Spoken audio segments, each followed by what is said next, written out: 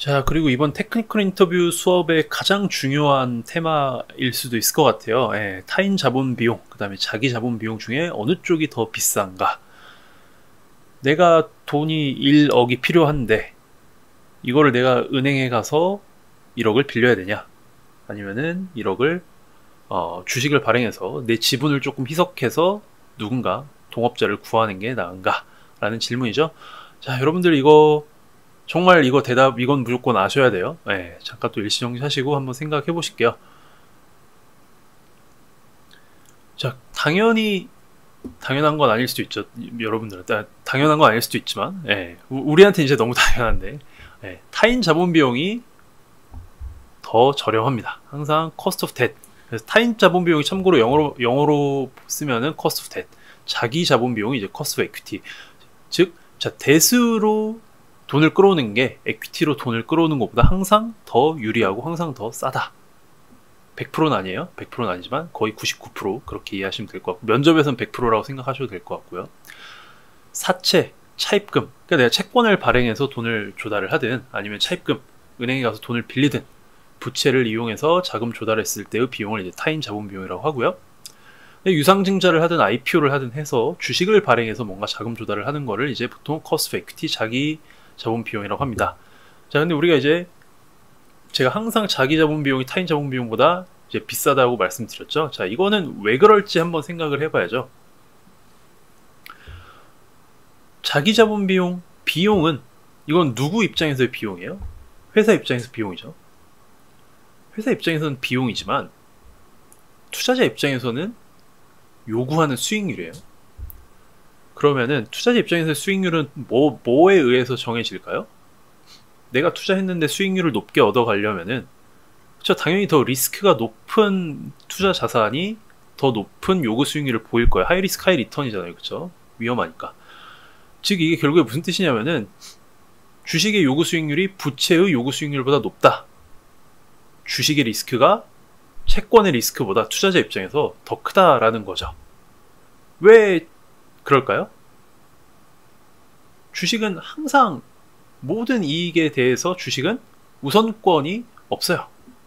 우리 인컴 스테이트먼트 곰곰이 생각해 보시면 레베뉴부터 이렇게 쭉 내려오지만 비용들 다 떼주고, 인건비 떼주고, 마케팅 비용 떼주고, 이자 비용 떼주고, 세금 떼주고 하면 진짜 남는 게 이제 주주들 거잖아요. 그쵸? 근데 이자 비용은 저 위에서 떼가잖아요. 그쵸? 미리 떼간단 말이에요. 이자 비용은. 그래서 인컴 스테이트먼트 힌트가 있는 거죠. 이자 비용은 우선권이 있는 거예요. 그래서 이자는 그 리스크가 훨씬 더 낮은 거죠. 투자자 입장에서는 먼저 과실을 가져갈 수 있으니까. 반면에 주식은 그렇지 않기 때문에 이제 요구하는 수익률이 높다. 즉 회사 입장에서의 조달 비용도 당연히 높을 수밖에 없다는 거고요. 인컴 스테이트먼트에서 보실 수도 있고, 그 다음에 예를 들어서 회사가 파산한다, 회사가 이제 망해가지고 청산해야 된다, 그래가지고 회사에 뭐 자산을 뭐 팔아가지고 돈이 이제 다 갚을 정도의 돈은 안 되는 거예요. 그쵸? 그런 상황이 되더라도 우선권은 늘 타인 자본을 들고 있는 사람한테 늘 우선권이 있습니다. 여러모로 리스크가 훨씬 더 낮다라고 볼 수 있을 것 같아요. 자, 그리고 이제 두 번째 이유는 뭐냐면, 이것도 사실 되게 중요한 이유인데, 우리 타인 자본 비용, 이자 비용 같은 경우에는 세금을 떼기 전에 떼갔었죠. 그렇기 때문에 이자를 많이 내면 세금을 덜 내요. 아이러니하게도.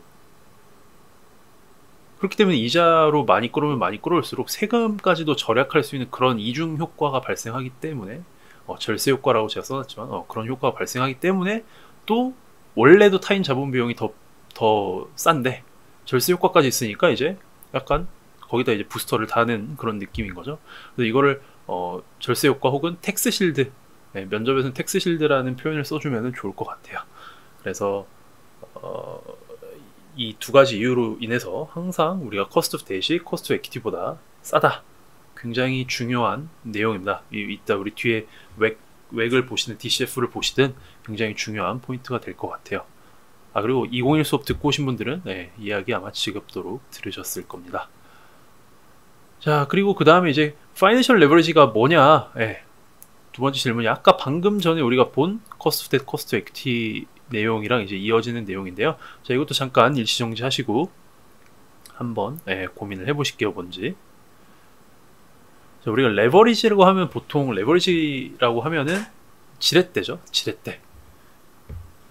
파이낸셜 레버리지는 뭐냐면은 기업이 타인 자본, 뎃을 이용해서 자본 조달을 많이 하면 많이 할수록 기업 가치가 높아지는 현상을 파이낸셜 레버리지라고 불러요. 왜 자본을, 아까 지금 계속 똑같은 이야기 하는 거죠. 코스트 뎃이 싸니까 뎃으로 많이 자본 조달을 해야 기업 가치가 높아지는 거죠. 네. 그렇게 이제 이해하시면 될 것 같고, 결국에는 우리 오른쪽에 이제 요런 그래프가 나오게 돼요. 참고로 이거는 저희가 CFA 레벨 1 그 슈에이션 노트에서 가져온 그래프인데, 항상 이것만큼 좋은 설명이 없더라고요. 자, 우리가 가로축이 지금 percentage of debt in capital structure, 뎃의 비중이 높아지면 높아질수록 지금 보시면은 웩이 어떻게 되나요? 웩이 이렇게 낮아지죠. 웩은 뒤쪽에서 또 자세히 배울 거예요. 웩이 낮아져야 기업 가치가 높아질 수 있는데, 웩이 코스트 뎃이 올라가면 올라갈수록 쭉 떨어집니다. 그리고 이제 좀 극단적인 상황이 되면 다시 이제 상승을 하는 거죠. 이렇게 U자 모양으로 돼 있어요. 근데 기본적으로는 보통은 이 구간을 생각하시면 돼요. 이 앞쪽 구간. 이쪽은 좀 비정상적인 구간이고요.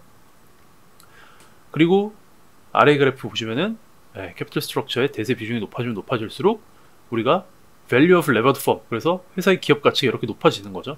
높아지다가 맨 마지막에 다시 이렇게 꺾이는 거죠. 그래서 웩이랑 얘랑 이제 기업 가치랑은 역의 관계를 이제 보이고 있는 거고요.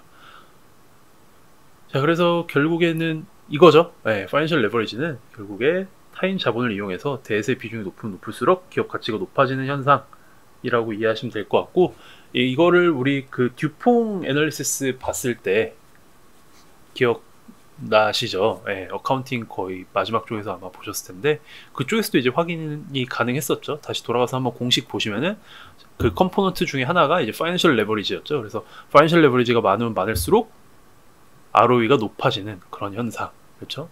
파이낸셜 레버리지 이해하셨을 거라고 믿고요. 그 다음에 또 가보겠습니다. 참고로 이 뒤쪽은 극단적으로 뎃의 이제 비중이 너무 높으면 생각해보세요. 뎃이 막 99%고 에퀴티가 1%다. 그런 극단적인 상황을 생각해 보시면은 무조건 계속 타인 자본 비용이 자기 자본 비용보다 계속 싸진 않겠죠. 극단적인 상황이 되면 결국에 언젠가 또 타인 자본 비용이 또 비싸지기도 합니다. 그건 이해하실 거라고 믿어요. 넘어가겠습니다.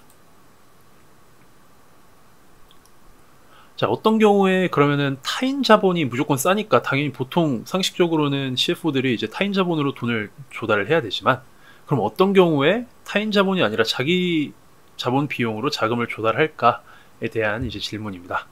이것도 잠깐 일시정지해서 한번 대답 생각해 보시고 진행하도록 할게요. 자, 보통 이제 크게 두 가지 이유로 설명을 할 수 있을 것 같아요. 첫 번째 이유가 방금 직전에 제가 설명드린 거예요. 극단적인 상황. 이미 부채 비율이 너무 높은 경우에는 이제 상식적으로 내가 은행이라고 치면은 이 회사가 부채가 너무 많으면은 돈 더 빌려주기 되게 꺼려지겠죠. 불안하죠. 그러면은 당연히 돈을 안 빌려주거나 빌려주더라도 굉장히 높은 이자율을 요구하거나 그런 상황들이 발생하면 결국에 타인 자본 비용이 높아지는 거죠. 그런 경우에는 이제 어쩔 수 없이 기업의 부채 비율이 너무 높은 경우에는 그런 어쩔 수 없이 이럴 때는 주식으로 자금을 조달을 하게 되는 거죠. 그래서 여기 써놨어요. 기업의 부채 비율이 너무 높아서 과도한 이자 비용이 발생하는 상황이라든지 아니면 재무적 안정성이 저해되는 경우라든지, 그래서 이럴 때는 이제 자기 자본 비용보다 비싸질 수 있는 거고요. 그리고 일부 산업들, 특히 뭐 금융업 같은 그런 산업들 같은 경우에는 뭔가 부채 비율을 굉장히 깐깐하게 유지하게끔 이렇게 규제를 걸어놓는 그런 업계들이 있어요. 산업들이 있어요. 그런 경우에는 이제 어쩔 수 없이 부채 비율을 좀 조절하기 위해서 자기 자본을 통해서 자본 조달을 하는 경우도 있다. 이 정도 이해하시면 될 것 같고요. 그 다음에 두 번째 이유가 사실 실무적으로는 더 많은 이유가 될 것 같아요. 특히 뭐 신생 기업들 같은 경우에, 특히 뭐 IPO 하는 타이밍이나 이런 거 보시면은 기업의 주가가 높게 평가되어 있는 경우에 보통 이제 주식을 발행을 하게 되죠. 그래서 지금 기업 가치가 엄청 높아서 시장에서 바라보는 기업의 가치가 엄청 높아서 내가 뭐 주식을 한 5%만 희석시켜서 그 뭐 추가적인 투자자들을 모집을 해도 5%만 희석시켜도 엄청나게 큰 돈을 끌어올 수 있을 것 같다. 그러니까 그런 경우에는 주식으로 이제 발행을 하겠죠. 예, 그런 경우에는 이제 커스트 에퀴티가 굉장히 비쌈에도 불구하고 자기 자본 비용이 아니라 타인 자본 비용이 아니라 자기 자본 비용 커스트 에퀴티로 주식을 자금을 조달하게 되겠습니다.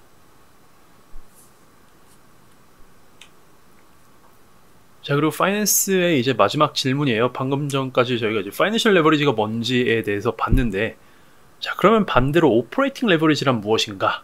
이것도 한번 고민을 한번 해보실게요. 자, 그래서 이거는 엄밀히 따지면 파이낸스 쪽 이야기는 아닌데 레버리지 두 종류가 나온 김에 이것도 같이 다루려고 이제 여기 써놨습니다. 자, 이거는 간단해요. 한마디로 말하면 고정비 효과라고 설명할 수 있을 것 같아요. 이거 우리 그 101 수업 들으신 분들은 엄청나게 많이 했죠. SG&A 쪽 하면서 이게 고정비냐 변동비냐 해가지고 고정비 효과에 대해서 엄청나게 고민을 많이 했어요. 자, 보통 고정비가 높은 회사 산업들 같은 경우에는 예를 들어 반도체 산업이 대표적인데, 고정비라고 하면 반도체 산업에서는 그 설비 같은 거, 장치 같은 거 다 깔아놓고 그러면 매년 뭐 감가상각 비용 이렇게 타겠죠. 그럼 그거는 회사가 돈을 많이 벌든 적게 벌든 그 감가상각 비용은 매년 그냥 똑같이 비용이 타게 될 거예요. 그래서 고정비가 굉장히 높은 산업인데, 보시면 아마도 삼성전자, SK하이닉스 이런 회사들 보면은 자, 매출이 2배 올라갈 때 보시면 영업이익이나 순이익 레벨에서는 2배가 아니라 3배, 4배 성장하는 경우를 심심치 않게 보실 수 있을 거예요. 그 왜 그러냐면은 고정비가 많아서 그래요. 그냥 어차피 비용 들어가는 건 똑같으니까 매출이 2배 올라가면은 비용이 추가적으로 더 들어가지 않는 거죠. 그렇기 때문에 영업이익 순이익단에서 더욱 큰 성장을 하는 효과가 나타난다 라는 거고요. 하지만 이게 이제 반대로 생각해 보면은 고정비가 엄청 높다는 거는 행복한 고민이지만, 매출이 올라갈 때는 이제 좋은 일이지만, 그쵸, 우리 상식적으로 뭐 그냥 자영업 하시는 분들만 생각해 봐도, 아니면 더 모델러스 사무실을 운영하는 저만 생각해 봐도, 그쵸, 사무실 월세 내놓고 아니면 뭐 커피숍 월세를 내는데 뭐 코로나 맞아서 매출이 하락할 경우에는 손실이 이제 엄청 큰 거예요. 그래서 레버리지라고 하는 거예요. 좋을 때는 진짜 좋지만 안 좋을 땐 또 그만큼 또 안 좋은 거예요. 고정비가 높다는 거는 그만큼 고정비 부담으로 인해서 손실이 엄청나게 크게 올 수 있다라는 거죠. 그래서 오퍼레이팅 레버리지와 그다음에 파이낸셜 레버리지 두 가지 구분하실 수 있으면 될 것 같습니다. 자, 그래서 파이낸스 파트는 이제 기본은 여기까지고요. 저희 3장 가셔서 이제 기업 가치평가, 밸류에이션이랑 그 다음에 저희 M&A랑 그 다음에 PE, LBO 쪽으로 계속해서 쭉쭉 진행해 보도록 하겠습니다.